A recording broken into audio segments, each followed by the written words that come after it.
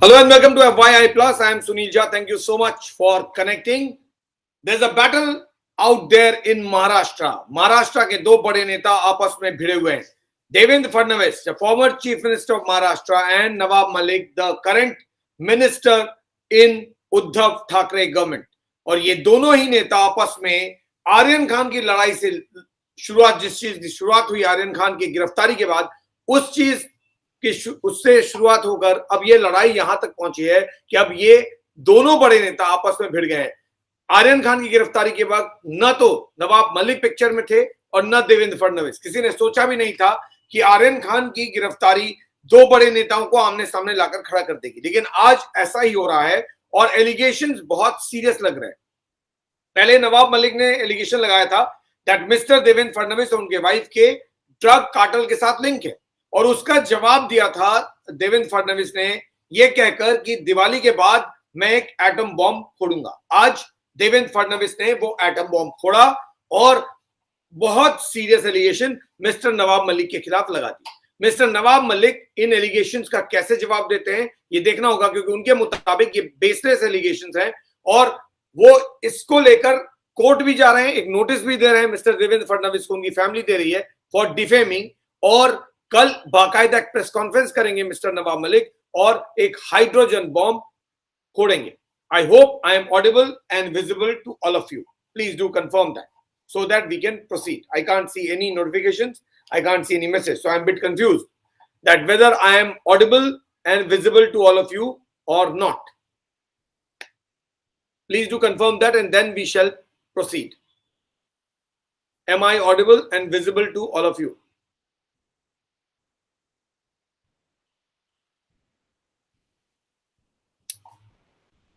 Yes. What about YouTube? I am not sure about YouTube. This is all Facebook. So let's let a confirmation come on YouTube also, and then I will proceed. There's no point going on. And yes, okay. So far sound is good and audio video all is fine. So great. Thank you so much.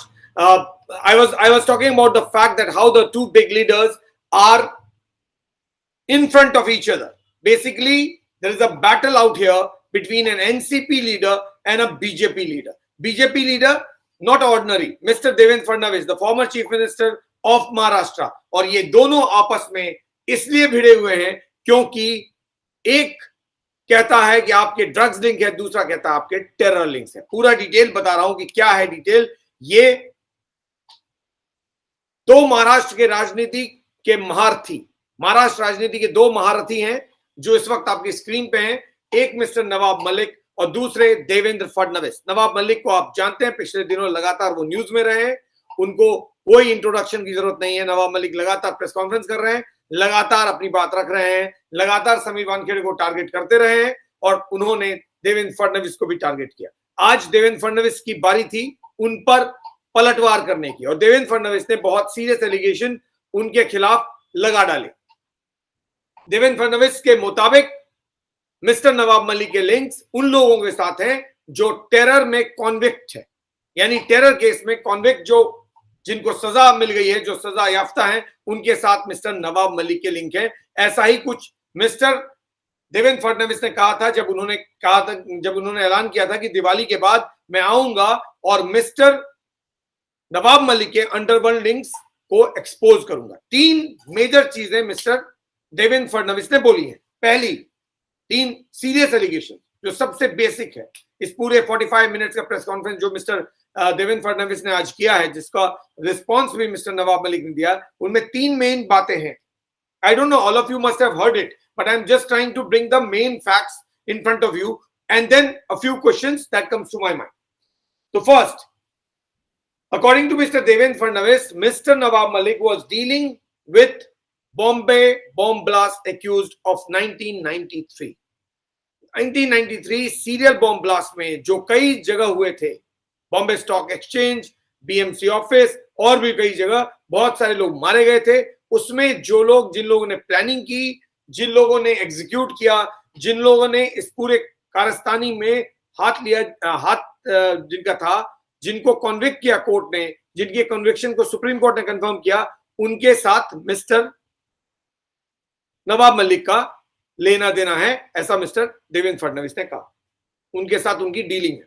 दूसरा, उनकी dealing है उन लोगों के साथ जो दाऊद के gang के लोग हैं। ये वो लोग हैं, ये दो शख्स का जिक्र किया है मिस्टर देवेंद्र फडणवीस ने, जिनका बॉम्बे ब्लास्ट में तो हाथ है ही, लेकिन वो लोग दाऊद गैंग के मेंबर्स हैं, उसका हिस्सा है। दाऊद अंडरवर्ल्ड का सरगना, जिसकी तलाश भारत सरकार को है, भारत को है। भारत लगातार इंटरपोल के जरिए दाऊद की तलाश में है। दाऊद कभी कहा जाता है कि कराची में है, कभी कहा जा रहा है दुबई में है, लेकिन दाऊद अब तक हाथ नहीं आया है। दाऊद और दाऊद का परिवार इसी बॉम्बे बॉम्ब ब्लास्ट के बाद, यानी 1993 के सीरियल बॉम्ब ब्लास्ट के बाद देश छोड़कर भाग गया था।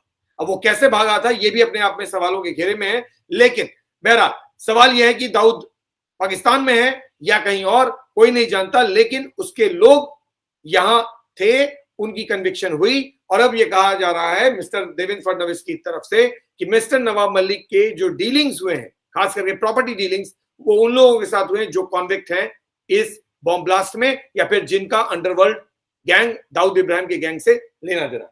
तीसरी बात जो उन्होंने कही, टाडा के केस में ये लोग कॉन्विक्ट हुए थे। टाडा यानी टेरर चार्जेस पर कॉन्विक्ट हुए थे, और टेरर लिंक्स उन लोगों के हैं जिनके साथ मिस्टर नवाब मलिक का लेना देना है। यानी ये तीन बेसिक एलिगेशन है, टेरर लिंक, दूसरा अंडरवर्ल्ड लिंक, और तीसरा bomb blast, serial bomb blast के कॉन्विक्ट्स के साथ इनका कोई लेना देना है। मिस्टर नवाब मलिक के मुताबिक ये सारे एलिगेशंस बेबुनियाद है, किसी तरह की कोई सच्चाई इन एलिगेशंस में नहीं है।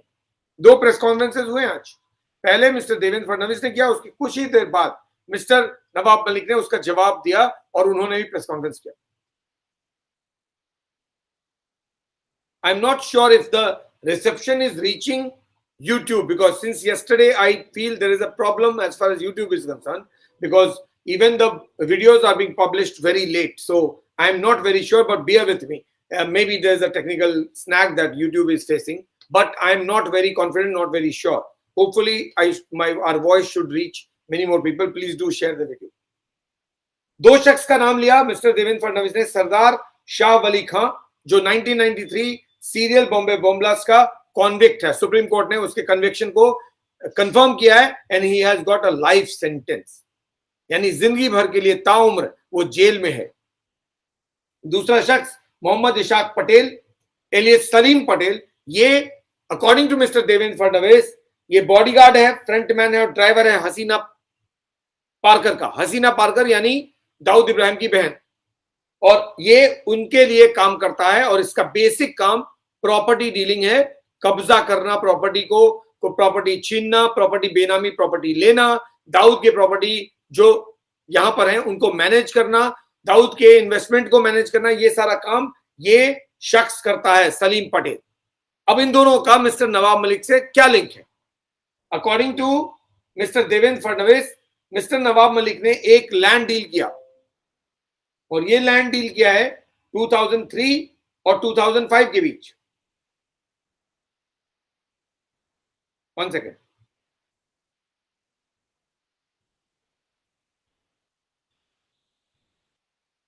जो पहला शख्स है Sardar Shah Wali Khan, I am coming to the property details later, just give me 1 more minute। Sardar Shah Wali Khan के इसमें जो एलिगेशन है वो 3-4 तरह के हैं। दाऊद इब्राहिम का भाई है टाइगर मेमन, टाइगर मेमन के घर पे प्लानिंग हुई थी बॉम्ब ब्लास्ट की, उस प्लानिंग में वो शामिल था, नंबर 1। दूसरा, टाइगर मेमन के घर पे जो गाड़ी जिसमें बॉम्ब या एक्सप्लोसिव प्लांट किए गए थे, उस प्लांट करने में उसका हाथ था, और उसके बाद टेरर को एग्जीक्यूट करने में भी उसका हाथ था। ये तीनों चीजों में उसका हाथ था, और इसके लिए उसको कन्विक्ट किया गया था, इसके लिए गिरफ्तार किया गया और फिर कन्विक्शन भी हो गया। सलीम पटेल, 3 चीजें तो मैंने बता दी, बॉडीगार्ड, फ्रंटमैन और ड्राइवर ऑफ हसीना पारकर। इसके अलावा 2007 में इसको गिरफ्तार किया गया, और एलिगेशन है कि दाऊद के प्रॉपर्टी को यहां पर और दाऊद के एसेट्स को यहां मैनेज करता है, जो मैंने डिटेल ऑलरेडी शेयर किया। अब according to mister Devendra Fadnavis एक जमीन थी लगभग 3 एकड़ की, 2.80 एकड़, 2 एकड़ 80 डेसिमल ये लैंड है टोटल, 2 एकड़ और 80 डेसिमल, और इसकी टोटल स्क्वायर फीट में जो एरिया आता है वो आता है 1,23,000 स्क्वायर फीट, और इसकी जो मार्केट वैल्यू 2005 में, जब 2005 में ये जमीन खरीदा था मिस्टर नवाब मलिक ने दो शख्स से, ओरिजिनल ओनर कोई और थे, इसकी प्रॉपर्टी, इसकी पावर अटर्नी किसी और के पास थी, तो उस वक्त इसकी जो मार्केट वैल्यू थी वो पर स्क्वायर फीट, यानी का टोटल जो एरिया था वो था 1,23,000 स्क्वायर फीट, 1,23,000 स्क्वायर फीट, और 1 स्क्वायर फीट की कीमत थी 2,053 rupees. So 2,053 rupees into 1,23,000, it was the actual market price. अब this will run into crores. ये 2005 की बात है, उस वक्त ये रेट था, और ये रेट मार्केट रेट का उन्होंने बताया। कैसे पता चला? क्योंकि एलबीएस रोड में फिनिक्स मार्केट है, वहां पे कोई प्रॉपर्टी सेल हुई थी, उसमें ये रेट एस्टैब्लिश हुआ। तो मिस्टर नवाब मलिक के अगेंस्ट में एलिगेशन ये है कि उन्होंने कौड़ियों के भाव में ये जमीन दो लोगों से खरीदी, कौड़ियों के भाव में, मतलब 20 लाख रुपए में। डील 30 लाख की हुई, पेमेंट 20 लाख का हुआ, और ये कौड़ियों के भाव में उनसे खरीदा गया दो लोगों से, दो पार्टी से। मतलब एक मरियम बाई, जो गांव वाला एक शख्स था जिसके नाम पर ये पूरा कंपाउंड है, मरियम बाई, और एक मुदिरा प्लम्बर है, इन दोनों के नाम जमीन थी। एक हिस्सा वो लिया और दूसरा हिस्सा सरदार शाह वली खां के नाम से थी, उससे खरीदा। यानी दोनों के हिस्से खरीदे उन्होंने 20 लाख रुपए में, जिसके लिए जो मरियम बाई और मुदिरा प्लम्बर था, इसकी जो प्रॉपर्टी थी वो पावर ऑफ अटर्नी में सलीम के पास थी, यानी सलीम पटेल के पास थी, और सलीम पटेल इनकी पावर ऑफ अटर्नी होल्ड करता था। मिस्टर देवेंद्र फडणवीस के मुताबिक ये पावर ऑफ अटर्नी भी सवालों के घेरे में है, गलत पावर ऑफ अटर्नी।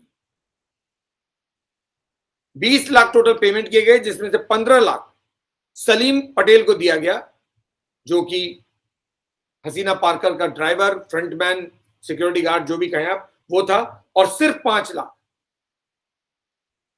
दूसरे शख्स यानी शाह वली खां को दिया गया। शाह वली खां जो टेरर कॉन्विक्ट था, जाहिर है वो जेल में रहा होगा, और इसलिए सिर्फ 5 लाख देकर ये कहा गया कि 5 लाख बाद में दिया जाएगा। प्रॉपर्टी की वैल्यू जो रजिस्ट्री के लिए लगाई गई वो 30 लाख रुपए लगाई गई, लेकिन एक्चुअल मार्केट वैल्यू 2,053 रुपए पर square feet into 1,27,000 square feet, 1,23,000 square feet, वो उसकी मार्केट वैल्यू थी। तो कौड़ियों के भाव में ये जमीन मिस्टर नवाब मलिक ने खरीदी, according to Mr. Devendra Fadnavis. Now the question that Mr. Devendra Fadnavis raised, and a question that comes to my mind also are these: क्या मिस्टर नवाब मलिक को उस वक्त मालूम था कि ये सलीम पटेल कौन है, और क्या सलीम पटेल के दाऊद इब्राहिम गैंग से लिंक हैं? क्या ये बात नवाब मलिक को मालूम थी 2005 में या नहीं? क्योंकि 2005 तक मिस्टर नवाब मलिक मंत्री थे, 2003 से लेके 5 तक नवाब मलिक मंत्री थे, और इसकी जो रजिस्ट्री हुई है 3 से 5 के बीच में एग्जीक्यूशन हुआ है पूरे डील का, और इसके फाइनल रजिस्ट्री के कुछ दिन पहले ही नवाब मलिक ने अपनी पोजीशन छोड़ी, क्योंकि वो कंट्रोवर्सी में आ गए थे। किसी इंक्वायरी कमीशन ने उनके बारे में स्ट्रक्चर्स पास किए थे, उनको अपना पोस्ट छोड़ना पड़ा था, यानी मंत्री का पद छोड़ना पड़ा था, और उसके ठीक कुछ दिन बाद ही ये रजिस्ट्री हुई थी, फाइनल रजिस्ट्री। तो क्या मिस्टर नवाब मलिक को मालूम था कि ये सलीम पटेल कौन है और इसके दाऊद लिंक है? Was he aware of this? That's point number 1. Point number 2, सरदार शाह वली खां का कन्विक्शन हुआ था, या वो बॉम्बे ब्लास्ट में एक्यूज्ड है, क्या ये बात मिस्टर नवाब मलिक को मालूम थी उस दिन जब वो मंत्री थे, और जब उन्होंने रजिस्ट्री कराया? उस वक्त मंत्री रहते आपको सब मालूम होता है, तो फिर ऐसा कैसे हो सकता है कि मंत्री पद से हटते ही आपने करा लिया ये डील और आपको पता ही नहीं चला कि किसके टेरर कॉन्विक्ट है? मिस्टर नवाब मलिक के मुताबिक ये गलत है, कल वो सारे फैक्ट्स सामने लाकर रख देंगे। जो जमीन खरीदी गई थी उन दोनों शख्स से, ये मिस्टर नवाब मलिक के बेटे के नाम पे जमीन रजिस्ट्री हुई। एक कंपनी थी, जो कंपनी मिस्टर नवाब मलिक के फैमिली के नाम पर है, और this company is called solids investments private limited, और सॉलिडस इन्वेस्टमेंट्स प्राइवेट लिमिटेड के बोर्ड में मिस्टर नवाब मलिक 2019 तक थे, जब वो मिनिस्टर बनने के बाद उन्होंने छोड़ दिया, लेकिन वो तब तक बोर्ड पे थे 2019 तक, according to mister Devendra Fadnavis. और फराज मलिक जो उनके बेटे हैं, उन्होंने सॉलिडस इन्वेस्टमेंट्स प्राइवेट लिमिटेड के बिहाफ पे वो एग्रीमेंट यानी रजिस्ट्री साइन किया है मिस्टर नवाब मलिक के बेटे ने। नवाब मलिक के बेटे का कहना है कि सलीम पटेल जो है वो उसका वो उस वक्त भी फ्री था और आज भी फ्री है। वो उस वक्त भी रेंट कलेक्ट करने जाता था और आज भी जा रहा है और आज भी ऑपरेट कर रहा है। पुलिस को अगर शक होता उस वक्त, आज की बात तो नहीं कर रहे, उस वक्त की बात कर रहे हैं कि उस वक्त जा रहा था रेंट कलेक्ट करने, पुलिस को अगर शक होता तो पुलिस उसको ऑपरेट करने क्यों देती। हमने जब खरीदा तो उस पर किसी तरह का कोई शक नहीं था, according to Faraz Malik, mister Nawab Malik son. तो मिस्टर फराज मलिक के मुताबिक हमें कोई आइडिया नहीं था कि सलीम पटेल का ऐसा कोई लिंक है, वरना पुलिस उसको पकड़ रही होती। पुलिस ने उसको पकड़ा नहीं, छोड़ा हुआ था और हमें लगा कि वो फेयर आदमी है और इसलिए हमने उसके पावर ऑफ अटर्नी पे बेसिस पे ये जमीन खरीदा। इतना जरूर एडमिट कर लिया कि पावर ऑफ अटर्नी के बेसिस पे ही ये जमीन खरीदी गई। सो मिस्टर देवेंद्र फडणवीस की इंफॉर्मेशन करेक्ट है कि power of attorney Salim Patel hold कर रहा था, ओरिजिनल ओनर कोई और थे, उनसे ले लिया होगा और उसके बाद मिस्टर नवाब मलिक को दे दिया होगा। अब इसके पीछे रीजन भी बताया मिस्टर देवेंद्र फडणवीस ने। अंडर टाडा इन लोगों को गिरफ्तार किया गया था, दोनों को। तो टाडा में आपकी प्रॉपर्टी सीज हो जाती है और प्रॉपर्टी सीज होने के डर से, प्रॉपर्टी सीज होने के पहले कई लोग प्रॉपर्टी बेच देते हैं। तो उनका सवाल यह था मिस्टर देवेंद्र फडणवीस का, क्या मिस्टर नवाब मलिक ने इसलिए तो नहीं खरीदा जमीन ताकि वो जमीन बच सके, वरना सरकार उस जमीन को ले लेती। ये बहुत बड़ा सवाल है। वो खुद सरकार में थे, वो खुद मंत्री थे और उनको मालूम था सब कुछ, और फिर उन्होंने जमीन खरीद ली। ये तो बहुत ज्यादा सीरियस बात हो जाएगी, क्योंकि उनके नॉलेज में बात रही होगी कि टाडा में उसकी जमीन जब्त कर ली जाएगी, लेकिन फिर भी इस जमीन को खरीदा गया।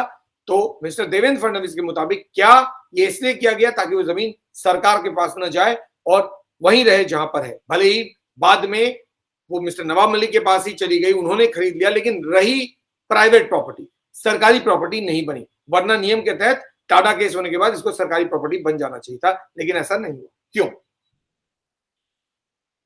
ये पॉश इलाका है, ये सारा जो कुर्ला का इलाका है जहां पर ये जमीन है, कुर्ला में 3 एकड़ लगभग जमीन, ये बहुत ज्यादा महंगी जमीन है। 2005 में ही बहुत महंगी थी और आज तो मतलब हीरे की कीमत है इस जमीन की। तो दूसरा सवाल जो मिस्टर देवेंद्र फडणवीस ने पूछा था और जो मेरे दिमाग में भी आ रहा है वो ये कि क्या मिस्टर नवाब मलिक को ये पता था कि शाह वली खां का टेरर लिंक है और बॉम्बे बॉम्ब ब्लास्ट में उसका हाथ है। इन दोनों के क्रिमिनल रिकॉर्ड्स हैं। As a minister you must be aware, आपको एज अ मंत्री के तौर पर इनको पता होगा अच्छे से, पुलिस डिपार्टमेंट सरकार के अंडर में काम करती है, कि इन दोनों के क्रिमिनल रिकॉर्ड्स हैं। फिर ये डील कैसे हुई, फिर ये रजिस्ट्री कैसे हुई? मिस्टर देवेंद्र फडणवीस ने पूछा कि आपको जब मालूम था as a minister, as a leader of NCP या बाकी दूसरे पॉलिटिकल पार्टी के लीडर के तौर पे कि बॉम्बे में इतने सारे लोग मारे गए सीधे बॉम्ब ब्लास्ट में, तो आपने बॉम्ब ब्लास्ट के किलर्स के साथ डील कैसे कर लिया? और ये बॉम्बे के साथ धोखा है।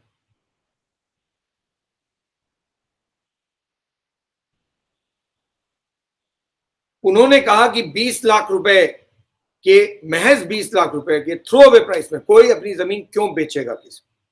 और ये बहुत वैलिड क्वेश्चन है कि कोई भी शख्स महज 20 लाख में इतनी महंगी प्रॉपर्टी कोई क्यों बेचेगा? दो ही रीजन हो सकते हैं बेचने। एक, कोई बहुत बड़ी मजबूरी में है, लेकिन 2 शख्स से खरीदा गया है। एक सलीम पटेल जिसकी कोई मजबूरी नजर नहीं आती क्योंकि उसके पास बहुत प्रॉपर्टी है। शाह वली खां की मजबूरी नजर आती है कि वो जेल में था, लेकिन 5 लाख बहुत कम कीमत है। तो फिर जो करोड़ों की जमीन हो वो कौड़ियों के भाव में कोई क्यों खरीदेगा? एक तो ये कारण हो सकता है। दूसरा कारण हो सकता है कि नवाब मलिक का रुतबा, शायद नवाब मलिक की नजर इस जमीन पे होगी और उन्होंने खरीदा होगा, और क्योंकि इन लोगों को वो प्रेशराइज कर सकते थे, शायद प्रेशर का इस्तेमाल किया होगा। जो भी, मुझे no one knows this. Point is कि mister Devendra Fadnavis is trying to send the records, then the documents for inquiry, और इंक्वायरी में बहुत कुछ पता चलेगा। लेकिन ये बात तो लाजमी है, ये सवाल तो दिमाग में आएगा कि करोड़ों की प्रॉपर्टी महज 20 लाख में कोई क्यों बेचेगा? खरीदेगा, छोड़ी, खरीदने के लिए कोई भी तैयार हो जाएगा। नवाब मलिक की क्यों नहीं खरीदेंगे? कोई बेचेगा तो क्यों नहीं खरीदेगा कोई, लेकिन कोई बेचेगा क्यों महज 20 लाख में?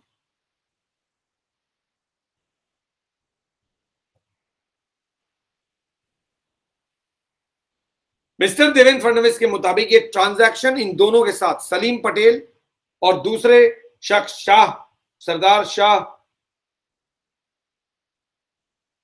क्या नाम है, सरदार शाह अली खान, ये जो दो लोग हैं इनके साथ ये प्रॉपर्टी डीलिंग करके, यानी प्रॉपर्टी, उनकी प्रॉपर्टी खरीद के मिस्टर नवाब मलिक ने उनके साथ अपने लिंक प्रूव कर दिए हैं। तो कोई शक नहीं होना चाहिए कि मिस्टर नवाब मलिक के उन लोगों के साथ लिंक्स हैं जिनके टेरर लिंक्स हैं।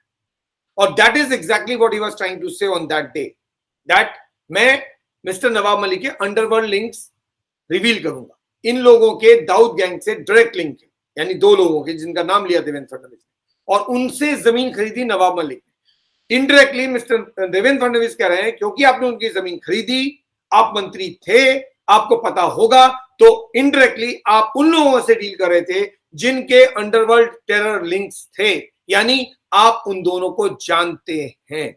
और इसीलिए मैं कह रहा हूं कि आपके और आपके परिवार के लिंक अंडरवर्ल्ड के लोगों के साथ हैं। This is what mister Devendra Fadnavis said. Mister Nawab Malik says this is all rubbish, ये सब गलत है, क्योंकि मिस्टर देवेंद्र फडणवीस के पास सिर्फ हाफ पिक्चर है, पूरी पिक्चर नहीं है।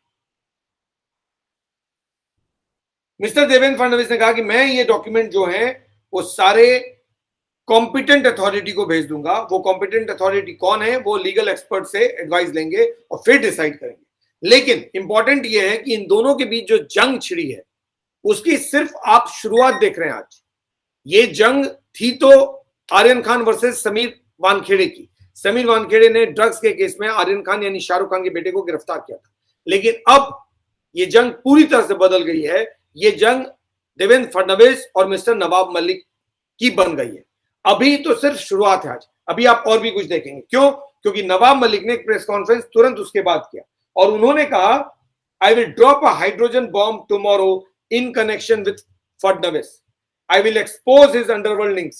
सो अब मिस्टर नवाब मलिक कल देवेंद्र फडणवीस के अंडरवर्ल्ड लिंक्स एक्सपोज करेंगे। मेरी कमीज आपकी कमीज से सफेद कैसे, आपकी कमीज मेरी कमीज से सफेद कैसे, ये पूरी लड़ाई उसी की है। मैं बेहतर, आप खराब, आप खराब, मैं बेहतर, ये सारी लड़ाई इसकी है। तो अभी आज देवेंद्र फडणवीस की बारी थी उनके अंडरवर्ल्ड लिंक्स बताने की, कल नवाब मलिक बताएंगे देवेंद्र फडणवीस के अंडरवर्ल्ड लिंक। कौन सच कौन झूठ कोई नहीं जानता। ये वो तमाशा है जिसके बारे में कोई बता नहीं सकता कि यहां सच कौन बोल रहा है और यहां झूठ कौन बोल रहा है। दामन अगर साफ होता है तो फिर कोई कभी भी किसी चीज को लेकर झिझकता नहीं है। लेकिन जिनके घर शीशे के बने होते हैं वो दूसरों के घर में पत्थर नहीं उछालते। ये जो कहावत है ये दोनों पे अप्लाई कर रही है। मिस्टर नवाब मलिक के बारे में तो टेरर लिंक्स और underworld links mister Devendra Fadnavis ने बता दिया। अब कल मिस्टर नवाब मलिक बताएंगे। अब दोनों का क्लेम है कि ये सच है। अब ये आप तय कीजिए कौन सच्चा कौन झूठा। लेकिन मिस्टर नवाब मलिक ने कहा कि जो फैक्ट्स मिस्टर देवेंद्र फडणवीस ने प्रेजेंट किए हैं वो पार्शियल हैं, वो करेक्ट नहीं है, क्योंकि उनको जो डॉक्यूमेंट्स मिले हैं वो सिर्फ पार्शियल ट्रुथ बताते हैं। ये प्रॉपर्टी आज की नहीं है, प्रॉपर्टी बहुत दिन की है। इस पर मैं रेंट पे रहता था, रेंट एग्रीमेंट है, मैंने बाकायदा रजिस्टर किया था। और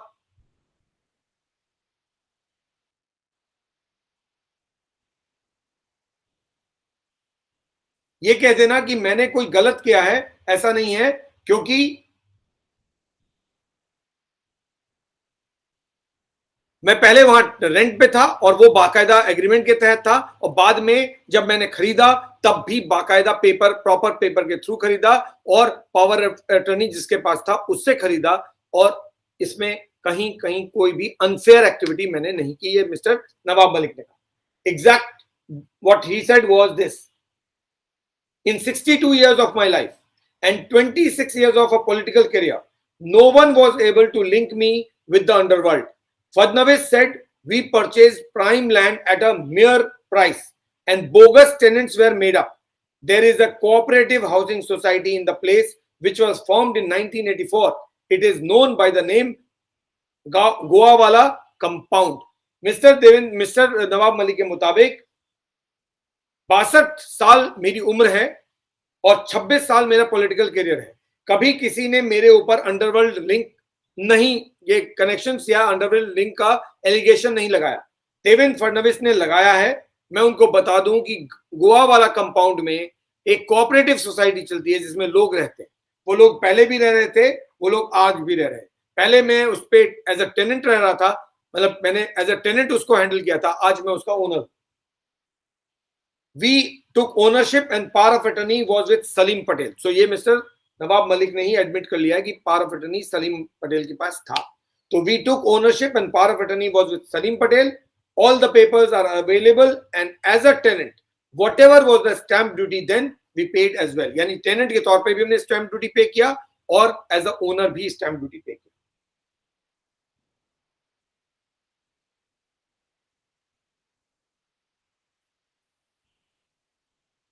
But Fadnavis has made a mountain out of a molehill, and his sources did not tell him that Sardar Wali Khan, who he has mentioned, still has a house in the Goawala compound.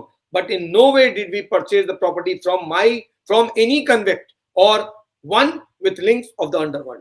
यानी mister Nawab Malik के मुताबिक mister Devendra Fadnavis ने एक खोदा पहाड़ निकली चुहिया type की कहानी सुना दी है। अगर उनके पास सही सोर्स होते तो ये बात उनको पता चलती कि सरदार वली खान जिसका नाम उन्होंने लिया उसका घर आज भी गोवा वाला कंपाउंड में है, और मैंने जो प्रॉपर्टी जिससे भी खरीदी उसका किसी भी तरह से कोई कनेक्शन जिन उन चीजों से लेकर नहीं है जिसकी बात मिस्टर देवेंद्र फडणवीस कर रहे हैं, और जिससे मैंने खरीदा उसका कन्विक्शन नहीं हुआ है। कोई कन्विक्ट नहीं है जिससे मैंने खरीदा है, या फिर कोई शख्स जिसका अंडरवर्ल्ड लिंक है उससे मैंने जमीन खरीदा है, ऐसा नहीं है। कल मैं क्लियरली डॉक्यूमेंट के साथ प्रूव करूंगा। फराज मलिक ने इंडिया टुडे को बताया है, फराज मलिक जो नवाब मलिक के बेटे हैं उन्होंने इंडिया टुडे को बताया, क्योंकि इंडिया टुडे उनसे बात करने गए, तो उन्होंने बताया कि there are more than 400 tenants in this property, we purchase the ownership from Salim Patel. So Faraz Malik के मुताबिक ये जमीन सलीम पटेल के नाम प्रॉपर्टी पावर ऑफ अटर्नी पे थी और हमने खरीदा। सलीम पटेल को लेकर न नवाब मलिक डिस्प्यूट कर रहे हैं और न फराज मलिक डिस्प्यूट कर रहे हैं। फराज मलिक के मुताबिक in 2005 Salim Patel used to come and himself take money from tenants, and if he had any links with the underworld or had hand in bomb blast, then the Maharashtra police would not have allowed him to be here. ये बात फराज मलिक ने कही कि 2005 में सलीम पटेल खुद पैसे यानी rent लेने आता था और उसका कोई अंडरवर्ल्ड लिंक या बॉम्ब ब्लास्ट से लिंक नहीं था। देवेंद्र फडणवीस ने उसका बॉम्ब ब्लास्ट लिंक नहीं बोला है, देवेंद्र फडणवीस ने कहा उसके अंडरवर्ल्ड लिंक्स है। दो बॉम्ब ब्लास्ट लिंक दूसरे शख्स का बताया, सरदार वली का। तो फराज मलिक ने कहा कि उसका कोई ऐसा लिंक होता तो पुलिस उसको उसके पीछे पड़ी होती, लेकिन 2005 में ऐसा कुछ भी नहीं था और इसीलिए हमने जमीन फेयरली, उसके पास पावर ऑफ अटर्नी थी, उससे खरीदी। ये कहानी इस बात की नहीं है कि मिस्टर नवाब मलिक क्या कह रहे हैं या मिस्टर देवेंद्र फडणवीस क्या कह रहे हैं। ये बताता है कि महाराष्ट्र की राजनीति में जो लोग भी नेता हैं वो सब कुछ एक दूसरे के बारे में जानते हैं, लेकिन बताते नहीं, चुप रहते हैं, उसका इस्तेमाल सही आने वक्त पे करते हैं। तो फिर ये पॉलिटिक्स करने की बात होगी। इसमें एक्शन लेना या करप्शन को खत्म करना या गलत चीज को खत्म करना की बात तो कहीं है ही नहीं। ये तो सिर्फ ये है कि अगर तुमने एलिगेशन लगाया तो मैं उसका जवाब दूंगा। आज यही हो गया। अगर नॉर्मल तौर पे ये बात सामने आई होती तो लोग इसको बहुत सीरियसली लेते। आज ऐसा लग रहा है कि एक एलिगेशन लगा रहा है, दूसरा उसका जवाब दे रहा है, दूसरा एलिगेशन लगा रहा है, ये उसका जवाब दे रहा है। तो ये एलिगेशन वर्सेस एलिगेशन की स्टोरी में सच कहां है इसका अंदाजा लगाना मुश्किल है। जब एज अ जर्नलिस्ट मैं कंफ्यूज हूं तो आप लोगों का तो मैं समझ सकता हूं कि आप लोगों की हालत क्या होगी, क्योंकि यहां सच कौन बोल रहा है और झूठ कौन बोल रहा है ये पता लगाना एब्सोल्युटली इम्पॉसिबल है, असंभव है। क्यों? एक एलिगेशन के अगेंस्ट में दूसरा एलिगेशन लग रहा है। अब एलिगेशन में कितनी सच्चाई होती है ये आप जानते हैं। एलिगेशन तो एलिगेशन होता है, सच्चाई तो तब होती है जब कोई अथॉरिटी बोलती है। यहां तो कोई अथॉरिटी के पास जा ही नहीं रहा है, तो फिर कैसे माने कि जो बातें हो रही हैं ये सही है। इतनी सीरियस बात हो रही है, इतनी सीरियस बात, फिर भी उसको हम शक के नजर से देख रहे हैं। क्यों? क्योंकि एलिगेशन के जवाब में ये एलिगेशन आ रहे हैं और एलिगेशन के जवाब में ये फैक्ट सामने लाए जा रहे हैं। On its own as a chief minister, as a minister, ये चीजें नहीं की गई। ये एक्शन का रिएक्शन दिख रहा है, और एक्शन का रिएक्शन जब भी होता है तो लोग समझते हैं खिसियानी बिल्ली खंबा नोचे। इसको जेन्युइन मानना बहुत मुश्किल हो जाता है। अब ये भले ही कितने ही सीरियस एलिगेशन हो, कितना ही जेन्युइन है, लेकिन एक क्वेश्चन मार्क के साथ लोग देख रहे हैं, और ये चीज अच्छी नहीं है। महाराष्ट्र की पॉलिटिक्स में अगर चीजें फेयर हैं तो उनको फेयरली प्रेजेंट कीजिए, क्योंकि महाराष्ट्र में सीरियल, मुंबई में खास करके सीरियल बॉम्ब ब्लास्ट की कहानी एक बार नहीं, 2 बार 3 बार हुई है। टेरर की कहानी एक बार नहीं, 2 बार 3 बार हुई है। मुंबई ने वो देखा है जो किसी शहर ने नहीं देखा, लेकिन शायद वहां के नेता अभी भी नहीं समझे कि मुंबई को बदलना है तो पहले खुद को बदलिए। अगर इस तरह से चीजें चलेंगी कि एलिगेशन का ही, जब कोई एलिगेशन लगाएगा तभी जवाब देंगे, तभी फैक्ट्स लाएंगे, तो फिर चीजें कभी नहीं बदलेंगी, क्योंकि आपके पास नॉलेज में सब कुछ है, लेकिन आप लोग उसका इस्तेमाल करने के लिए अपने पास रखते हैं, चीजों को करेक्ट करने के लिए नहीं। On that note, I take leave. Thank you so much for connecting. I'll be back talking about something more important. This is just the beginning. आप ये बात मुझसे लिख के ले लीजिए। महाराष्ट्र में जो हम देख रहे हैं पिछले 16-18 महीने से, शुरुआत हुई थी सुशांत सिंह राजपूत से, आज पहुंच गए देवेंद्र फडणवीस और नवाब मलिक के पास, और बात हो रही है टेरर लिंक्स की। इसके टेरर लिंक्स उसके साथ, उसके टेरर लिंक्स इसके साथ, इसके अंडरवर्ल्ड लिंक्स उसके साथ, उसके अंडरवर्ल्ड लिंक्स उसके साथ, यहां पहुंच गए। लेकिन हाथ क्या आया? कोई भी अरेस्ट हो रहा है, कोई भी कन्विक्ट हो रहा है? कुछ भी नहीं। 18 महीने से हो क्या रहा है? सिर्फ एक चीज समझ में आ रही है कि महाराष्ट्र में सब कुछ फेयर नहीं है, चीजों को बदलने की जरूरत है। इसकी आगाज है ये, अभी कहानी बहुत आगे जाएगी, देखते जाइए आगे आगे होता है क्या, क्योंकि अभी तो आगाज है, अंजाम कहीं और ही है। हम वक्त वेट करेंगे और देखेंगे इस पिक्चर का अगला हिस्सा क्या है, क्योंकि ट्रेलर के बाद की कहानी की बात देवेंद्र फडणवीस ने कही थी, तो अब ये ट्रेलर के बाद की कहानी है या पहले की, ये देखना होगा। Please do share the video, take the video to many more people, and some people have talked about the last video where it got mute. It's not because of anything else, it was just a technical error. It will be edited, so don't worry, I'll edit the video. There is some reason that I'm not editing it, because it gets stuck. So if I edit it, the video will get stuck for some time. I don't want to do that. I want you to have the access to the video, but there's nothing wrong with it. It is just a technical error because of which it got stuck. So please don't speculate on that. Thanks a lot for connecting. Stay safe, stay connected. Come back when we talk about something else next time.